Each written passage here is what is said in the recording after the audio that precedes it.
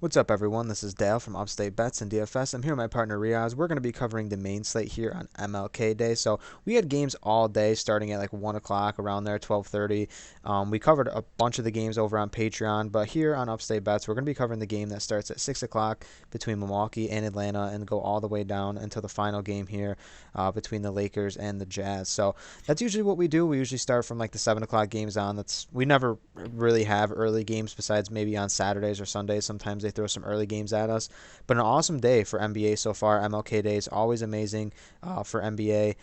Great day in general, and I'm really excited to get to this slate, man. So we had a really good weekend on NFL. It was awesome. Like, really good games on NFL. Was really satisfied with how Wild Card Weekend went. We do have one game tonight, and we're going to be posting some stuff on Patreon over there. Awesome day to have two games, or two different sports for NFL and NBA. You know, you can mix and match those. That's what's awesome about Prize Picks. If you haven't played Prize Picks before, very simple way to play. Like I said, you can mix and match sports, which is awesome. And you can take over-unders on player props. That's pretty much what it is. James Harden here, he starts in an hour, but here we go. He's at 25 points. You can take the over-under on him. You can pair him up with someone that's in rebounds, assists, three-pointers made. You can pair him up with someone in the NFL. You can pair together like four guys. You can 10 extra money, 5 extra money. So great way to play. We've been doing it for a while now on the channel. You can sign up using promo code UPSTATE if you haven't signed up before. That'll give you a 100% deposit match on your first deposit up to $100. So if you deposit 100, you get 100 back to play with. So very excited to get into this slate, man, Riaz. Like I said, we did the early games over on our Patreon, and Riaz, why don't you tell them about the Patreon content we offer? Yeah, we got a lot of stuff going on the Patreon. We appreciate all the members that signed up today. Still members when we first started, so we really appreciate that. And we got a bunch of write ups over there, all of our plays that we're playing for the night. And like you said today, we did a write up for the early games since we're not doing a video. So whenever we don't do a video, all of our content will be on the Patreon. You don't want to miss it. We got write ups, hit rates. The Monday night game will be posted on the Patreon, our plays. I mean, it's just a great place to be. We're building a great community. We got a Patreon only Discord. So a lot of stuff going on over on the Patreon, and you can find it at patreon.com/upstate. Yeah, man. So, yeah, like I said, Milwaukee and Atlanta, the game we're going to be starting here, 6 o'clock. I think probably one of the better games on the slate in general. I think this game is going to be awesome. I know the Hawks haven't looked the greatest so far this season, but I know this game definitely is going to stay competitive in my opinion. Obviously, they're still without Drew Holiday. The Bucks are.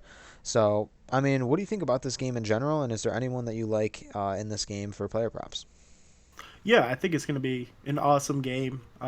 No Clint Capella for the Hawks. So really, I'm going to be targeting Bobby Portis here at 15 and a half. We saw that monster game he had against Golden State where he dropped 20. We saw a couple games even before that. He had 19 and 25. He's just been playing very well, and it's kind of great to see him kind of step back and hit a couple threes and really just be able to do it all for this team. I mean, his shot looks phenomenal, and at 15 and a half, it looks like a really good discount, especially going against John Collins.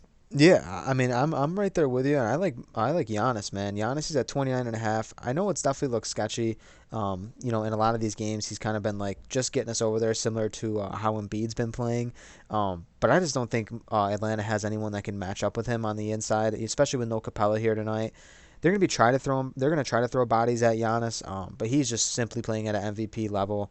I mean, we've seen him just torch teams, like massive triple doubles against the Warriors too. Like, definitely, he's been going crazy. And even Middleton, I mean, he's having a good stretch of games as well. I mean, 16 against Toronto, a little bit of a down game. But in that blowout win against the Warriors, I mean, 23, he didn't even play the fourth quarter. So we know that he has the capability to absolutely smash at any given night as well. Yeah, without a doubt. And to go even lower down, someone that we talked about early on in the season, Scotty Barnes here at 11.5, 0% hit rate in the last five, but the last three he's gotten the volume of shots, double digit shot attempts in the last three games. His minutes are phenomenal, over 33 in the last five games. I mean, the volume and the minutes are there. He just needs to put the ball in the basket, to be honest with you. And uh, at 11 and a half, that's just probably the lowest we've seen him all year so far. I mean, it's hung around 13 and a half, 15 and a half. So at 11 and a half with the volume and the minutes still there, it's not going away even though Anunoby's back. 11 and a half just seems way too good to pass up here. Yeah, exactly. A guy we went to really early on in the season was absolutely smashing for us, and kind of took a step back as of late, but he was dealing with some stuff getting in and out of the lineup. So I think he's in a really good spot tonight. Don't look at the hit rate for him. We know he's a fantastic player. Jimmy Butler's burnt us a lot of times so far this season. I mean, he's looked pretty good over these past 5 games, but this is a spot where I don't know if I'm really going to get to him. Van Fleet was obviously smashing for a while, came back down to earth. Max Strus in this game as well. He's got like a 90% hit rate in the past 10 games. Don't have a line for him yet, probably because they're trying to figure out if Bam's actually going to get like full run. I know it was like a thumb or a hand injury, so I don't know if it's going to really affect his run too much. So I think once he's cleared, he's going to be good to go. I don't think he's going to be on like much of a limit. So I think they're just kind of trying to figure out the lines for that one. Other than that, scrolling down a little bit lower, between this OKC Dallas game, I don't really have much interest in anybody. I think Luka looks good pretty much night in, night out, but he's just like he hasn't had that huge smash game yet this year. Shea definitely looks good.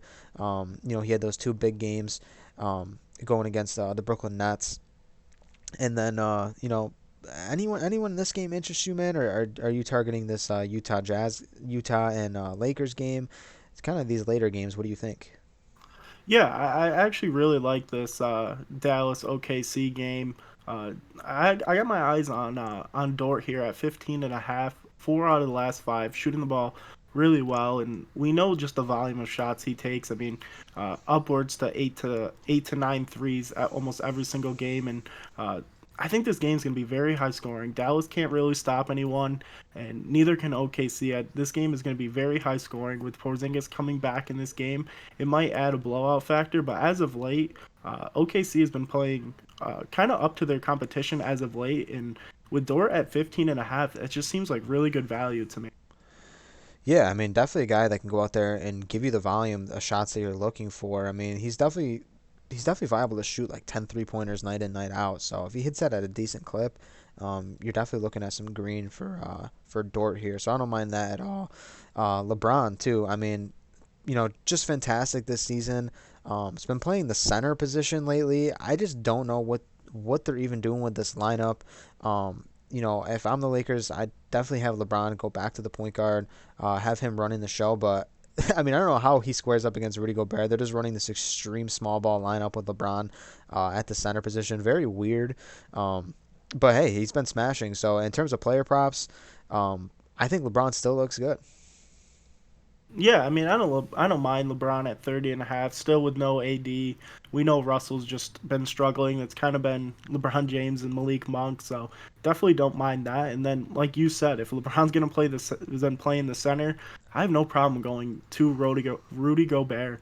I mean, it really doesn't matter if the other team is playing small. Gobert's going to be out there. He's going to be smashing. And at 15 and a half, it is a little bit higher, but the Lakers are just so depleted down low that Rudy Gobert is just bound to have a monster game against them.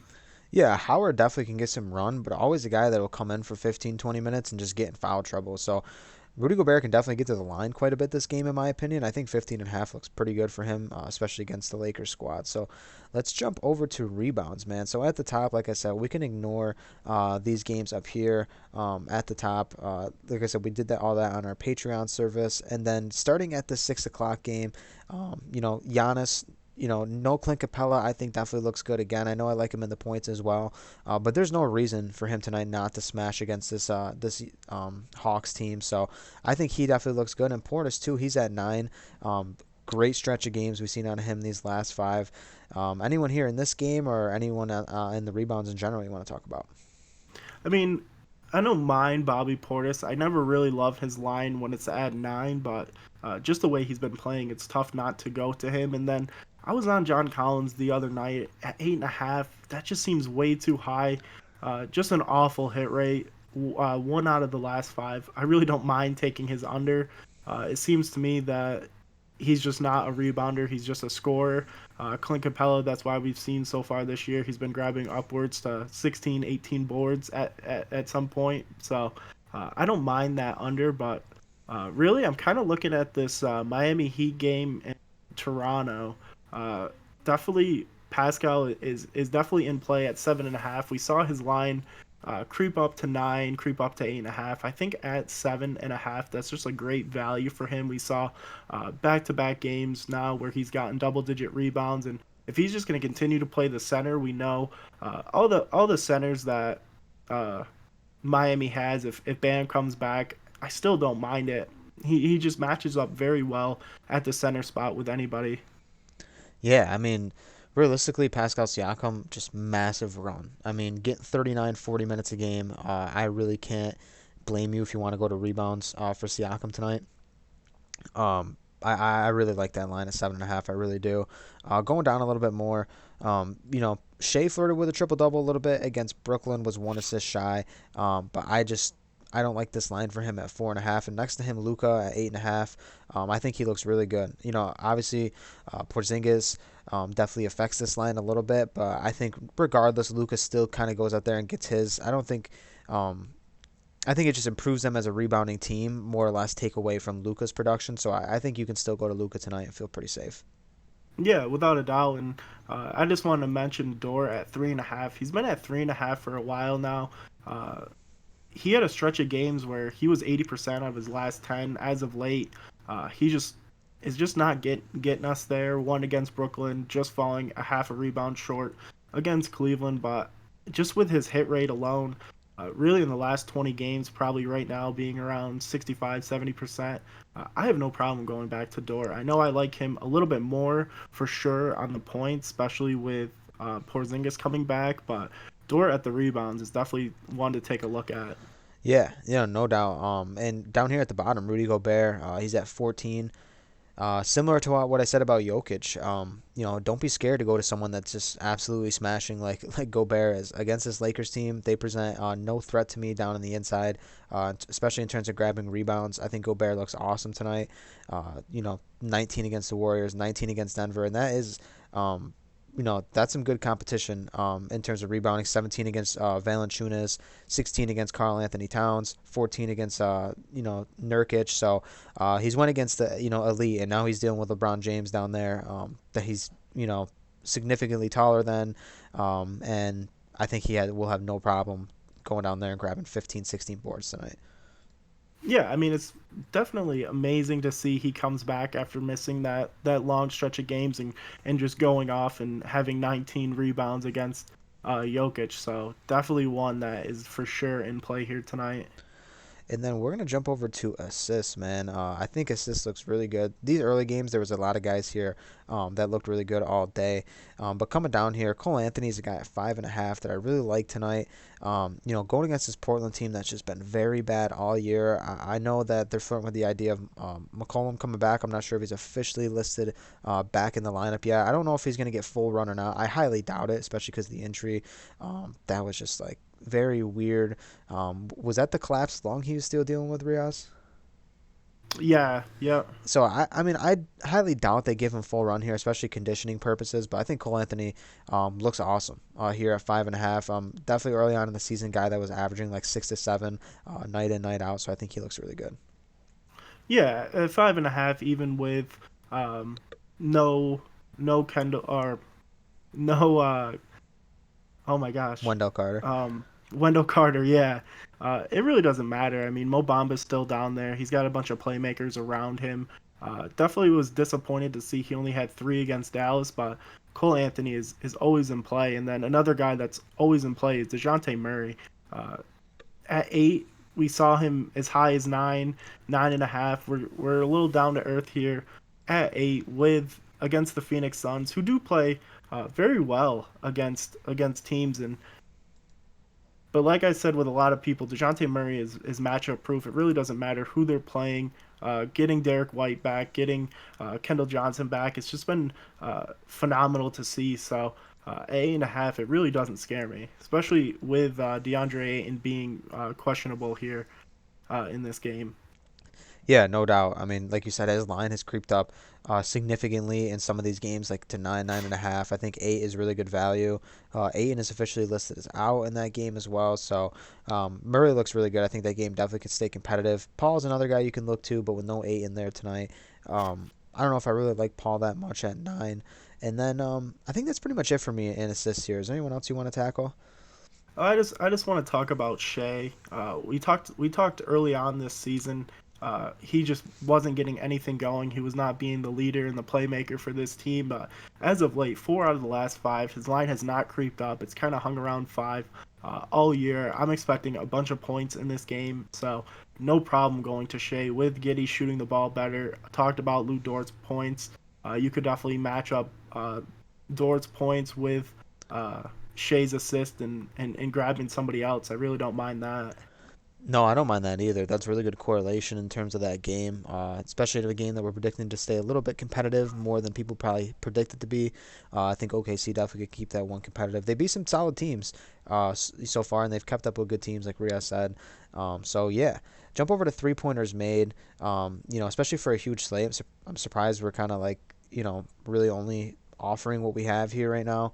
Chris Middleton, to me, I think looks pretty good.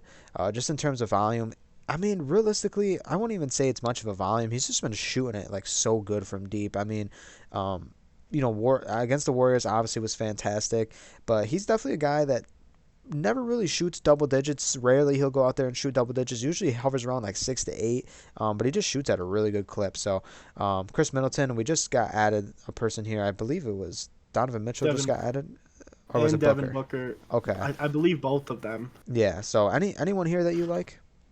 Yeah, I mean Derek White for sure. Coming off that COVID protocol against the Clippers, knocks down 3. We've already seen what he can do so far this year. Stringing a bunch of threes together, and especially at 1.5, you would think his line would creep up to 2, maybe even 2.5. Some of the games that he had, but at 1.5, it's just an incredible discount and really great value if you're really looking to match somebody up in the 3 pointers made. Yeah, I totally agree. And that'd probably be one of the guys I'm looking to as well. Other than that, I think, I think maybe some more guys will get added here. Probably some Heat guys once we get some notice on who's in, who's out in that game. And then fantasy score will wrap things up in this category. Riaz, anyone you want to jump to? Because I was looking through this and I don't really have much interest in people here. I'm not really much of a fantasy score guy in general. But I think Dort looks all right. I mean, he's usually more of a score dependent guy, but if he can get things going, I think he looks pretty good. But anyone here look good to you? Yeah, Okiki whenever he's out there just adds a ton of value on the defensive end. For some reason, he just grabs uh, a couple blocks, a couple steals, which really means a lot here on Prize Picks. And at 22, definitely just want to look into how many minutes he's going to play. 4 out of the last 5 he's hit, and with Wendell Carter Jr. being out, definitely adds a lot of more minutes for him, and especially in this Portland game with Portland being very slim just in general. So, little possibility of a blowout. Okiki getting a little more minutes, but at 22, that's just awesome value in my eyes. Yeah, I mean, I've went to Cole Anthony a bunch of times this year, and I've gotten burnt as of late. I mean, early on in the season, he was smashing. And then, these Toronto guys, like, I think Barnes looks good at 28. As a defensive guy, definitely can rack up some blocks or some steals, and that can get us there. And then just like, Van Fleet and Siakam, if they're going to be out there again getting that run, I mean, look at Siakam's last 5, 57 against Milwaukee, and this matchup against Miami, I think fits him a little bit better. And I don't mind this line at all for Siakam at 41.5. The minutes, just to me, minutes equals money. So, especially in fantasy score, if you get a guy that's a good point per minute guy, is going to go out there and play 40 minutes. Definitely targeting those type of guys will help you out. Yeah, without a doubt. And the last guy I want to talk about is Josh Giddey, 32 and a half. I was on him on that Cleveland game. He just kind of looked very stagnant out there. It was really unfortunate to see, but against this Dallas team, I think they match up very well in this game. And with what Giddey brings to the table with scoring upwards to 13, 14 points and just being able to add a ton of rebounds, a ton of assists, he just kind of fills up the stat sheet, and that's what you really need for fantasy scores. So at 32 and a half, it just looks very good. Yeah, man. I think we got a nice slate of games here to end the night. I know games, like I said, have been going on all day. A lot of things are going on. But, if you've kept up with the day so far, that's awesome. I mean, like I said, it's been a crazy day for NBA. And then tonight we got an awesome game between the Cardinals and the Rams too. So I can't wait for all these games to get going here, especially with the NFL to start. It's gonna be amazing. So thank you guys, everyone that's joined the Patreon so far. Like Reoz said, it's been amazing. So thank you guys for all that. Let's keep this channel growing. We're on the road to 2,000 subs. So that's a number we didn't expect to be talking about so soon, but it's awesome that we're even so close to it. So thank you guys for watching. We'll catch you in the next video. Peace.